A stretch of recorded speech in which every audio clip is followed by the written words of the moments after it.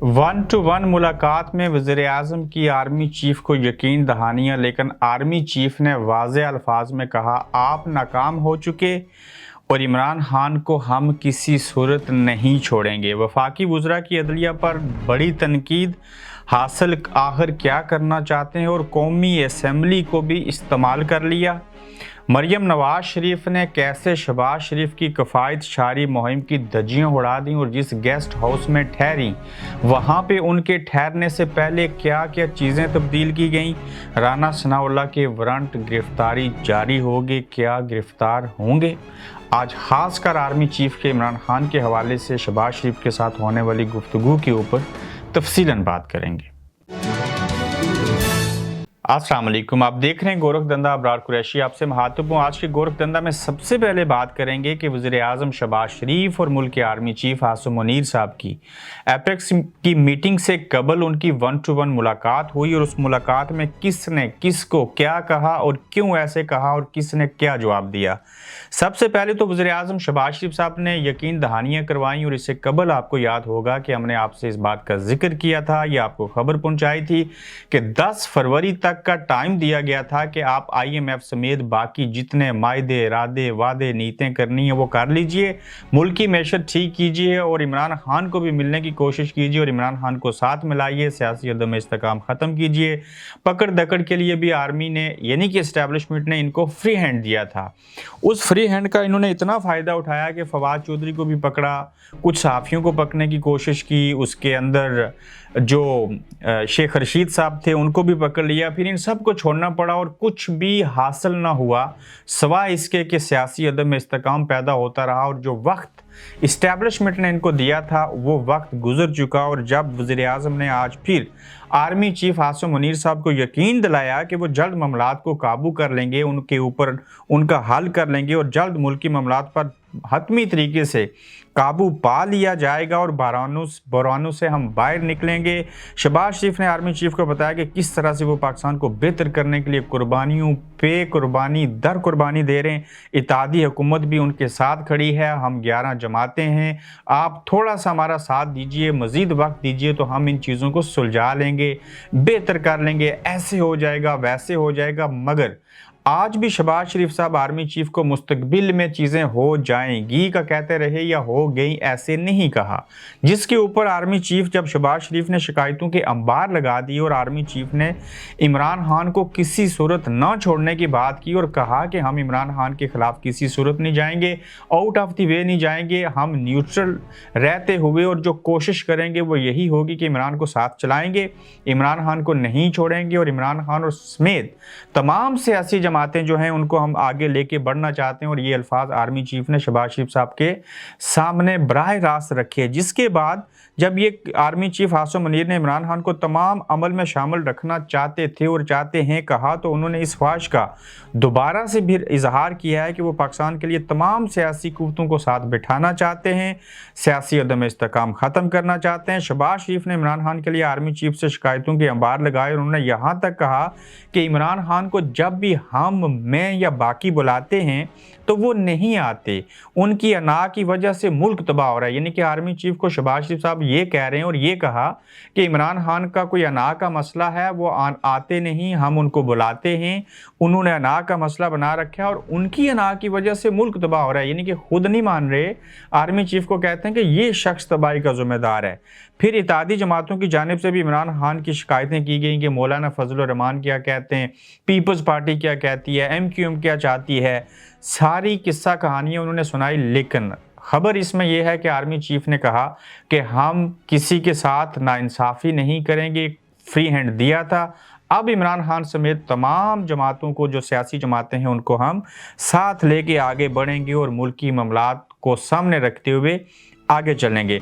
अच्छा जी, वफाकी वज़रा की अदलिया पर तनकीद जारी है, आखिर हासिल क्या करना चाहते हैं और कौमी असम्बली का भी अदलिया के ख़िलाफ़ इस्तेमाल कर लिया। हुआ क्या कि वफाकी वज़रा ने अदलिया को अपने निशाने पर तो रखा है, लेकिन वफाकी वज़ीर राना सनाउल्लाह के बाद आज कौमी असम्बली के फ्लोर पर ख्वाजा आसिफ जो वज़ीर दिफा हैं उन्होंने भी अदलिया पर खुलकर तनकीद की और ख्वाजा आसिफ ने यह कहा कि जब जजेस हमारी हदूद में दाखिल होंगे तो हम भी सवालात उठाएंगे कि आप हमारी हदूद में क्यों दाखिल हुए, आपके अरबों रुपए की असासे हैं, आप ऐसे करते हैं, आप वैसे करते हैं, आपने चीज़ें ठीक नहीं की।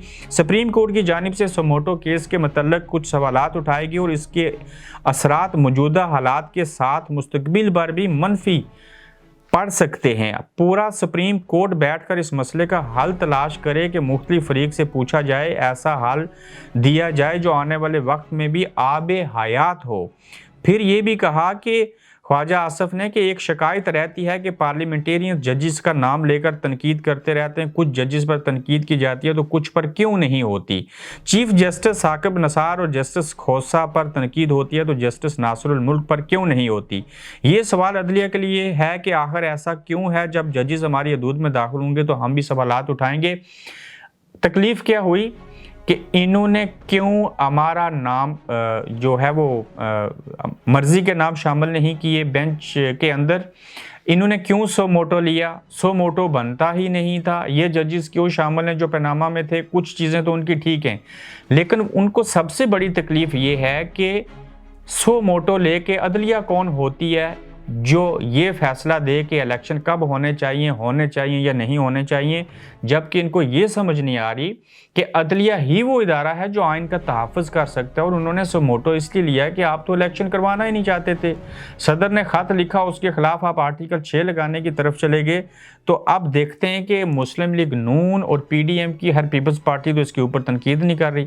मौलाना फजल रहमान तो सामने आ कोई नहीं रहे, वो कई अरसे से गायब हैं। तो सिर्फ मुस्लिम लीग नून जब अदलिया के ख़िलाफ़ बोलती रहेगी तो ये बातें किस हद तक संजीदा ली जा सकती हैं और कहाँ तक आगे बढ़ेंगी। मरियम नवाज शरीफ साहिबा ने जब सरगोदा गई, जिस गेस्ट हाउस में ठहरी, जो 18 गाड़ियाँ प्रोटोकॉल की थीं, उन चीज़ों को देख के और जो LCD लगाएगी, TV स्क्रीन जो मरियम को पसंद है वो लगाएंगी, और वहाँ पे कुछ दर्जनों कमरे थे, हर एक कमरे में लगा दी। कोई पता नहीं मरियम मलका साहिबा कहाँ पे जाके बैठेंगी। और दूसरी तरफ उनके चचा, हकीकी चचा और वज़ीर आज़म कफ़ायत शारी की बात कर रहे हैं, वो भी IMF के कहने के ऊपर। और उन्होंने कहा कि हम कफ़ायत शारी करेंगे, वज़रा से गाड़ियाँ वापस लेंगे, पेट्रोल वो खुद से डालेंगे, उनको बिजली फ्री नहीं मिलेगी, उनको फलां TADA नहीं मिलेंगे, इससे मुल्क तरक्की करेगा। जबकि फ़ौज ज़फ़र मौज के मज़दाक उन्होंने 83 वफाकी वज़रा और मामूनीन ख़ुसूसी को मिला के टोटल लोगों को वहाँ पे बेनिफिट्स मिल रहे हैं और वो मराहत ले रहे हैं। तो मरियम नवाज शरीफ साहिबा ने जब कहा कि मैं इस हुकूमत को नहीं मानती, मैं अल्लाह तलकी का इजहार करती हूँ, ये हमारी हुकूमत नहीं है। चचा जान, अब आप हुकूमत में रहने की फ़िक्र नहीं कीजिए, आप बोल उठिए, सारी चीज़ें कीजिए। तो फिर मरियम साहिबा आपने 18 गाड़ियाँ सरकारी क्यों रखी हैं? वज़ीर दाखिला राना सनाउल्लाह को क्यों प्रोटोकॉल ऑफिसर बना रखा है? मरियम औरंगज़ेब साहिबा स्टेट की वज़ीर इतलात हैं या आपकी स्पोक पर्सन है? फिर हुकूमत को आप मानती नहीं हैं तो फिर क्यों ये हुकूमत की जो चीज़ें हैं इस्तेमाल कर रही हैं? फिर आप गेस्ट हाउस में क्यों ठहरी? गेस्ट हाउस में जाने से पहले इतनी इंतहा कि मुल्क का गरीब मर रहा है और आपके लिए TV स्क्रीन्स वहाँ पे लगाई कि जो साइज़ आपको पसंद है उस साइज़ की, और जो चीज़ आप देखना चाहती हैं वो चीज़ें वहाँ पे हो रही हैं। चूँकि वहाँ गेस्ट हाउस जिसमें आप ठहरी हैं, वहाँ से मोहसिन शाहनवाज रांझा जो हैं इसी इलाके से MNA हैं। फिर ये बात भी देखनी पड़ेगी कि जब आप हुकूमत को मानती नहीं तो दूसरी तरफ आप ये काम कर रही हैं, और फिर हुकूमत से लातलकी का इजहार है, तो फिर प्रोटोकॉल और हुकूमती ख़जाने के ऊपर आप बोझ क्यों हैं? या तो आप एक हुकूमत को मानें या फिर उनकी चीज़ों को इस्तेमाल न करें। तो ऐसी हरकतें करने के बाद और प्रोटोकॉल लेने के बाद जहाँ जहाँ पे वो घूम रहे हैं, जिन्हें कोई पूछने वाला नहीं है, और सबसे बड़ी चीज़ उस गेस्ट हाउस में ठहरे और खाना खाया, इंजॉय किया, सारी चीज़ें हुई, रात गुजारी, किसी एक शय का बिल अपने पास से नहीं दिया, यानी कि हुकूमती ख़जाने से चीज़ें ली। तो ये कौन सी कफ़ायत शारी है? आप तो धज्जियाँ उड़ा के रख दी आपने शहबाज शरीफ साहब की जो कफ़ायत शारी की मुहिम थी उसकी। राना सनाउल्लाह ने अदलिया पे तनकीद की, जिसके बाद उनके एक पुराने मुकदमे में वारंट गिरफ्तारी जारी हुए हैं। अब ये देखना होगा कि क्या राना सनाउल्लाह साहब जो हैं वो गिरफ्तार होंगे। इसमें हुआ कुछ यूँ कि गुजरांवाला की इंसदाद दहशतगर्दी की अदालत ने गुजरात के थाने इंडस्ट्रियल में राना सनाउल्लाह के खिलाफ दर्ज एक मुकदमे में वफाकी वज़ीर दाखिला के काबिल ज़मानत वारंट गिरफ्तारी जारी किए हैं और पुलिस को इन्हें 7 मार्च को गिरफ्तार करके पेश करने का भी हुक्म दिया है। अब ये उल्टी गंगा बह गई है, पहले ये लोगों को पकड़ते थे, अब इनको अपनी ही हुकूमत पकड़ेगी, यानी कि अपनी ही वो जो पुलिस है। राना सनाउल्लाह के खिलाफ 5 अगस्त 2022 को काफ लीग के मकामी रहनुमा शाह काज असलम की मुद्दत में इंसदाद दहशतगर्दी की दफात के तहत ये मुकदमा दर्ज किया गया था, जिसमें उन पर चीफ सेक्रेटरी और उनके अहले खाना को जान से मारने की धमकियां देने का इल्ज़ाम आयद किया गया था। अब देखते हैं कि राना साहब गिरफ्तार होंगे या नहीं, और अपनी ही हुकूमत में होते हुए फिर से जो गड़े मुर्दे थे उनको उखाड़ा जा रहा है। पुरानी जो एफआईआर थी उसको ज़िंदा कर लिया गया और 7 मार्च तक गिरफ्तार करने का भी हुक्म दे दिया गया। अब देखते हैं होता है क्या है या नहीं, लेकिन आर्मी चीफ का ये कहना कि हम इमरान खान को नहीं छोड़ेंगे और शहबाज शरीफ साहब को ये कहना कि आपने जो वादे किए थे वो पूरे नहीं हुए, तो लिहाजा हम उस तरफ जाएंगे जिस तरफ बेहतरी होगी। आपको लगता है कि ये बातें मुस्बत हो सकेंगी, मेच्योर हो सकेंगी और चीज़ें आगे बढ़ेंगी? अपना फीडबैक दीजिएगा, अपना ख्याल रखिएगा, और आज एक और स्टोरी के साथ फिर आपकी खिदमत में हाजिर होंगे। तब तक के लिए अल्लाह हाफिज। आप देख रहे हैं गोरखधंधा अब्रार कुरैशी के साथ।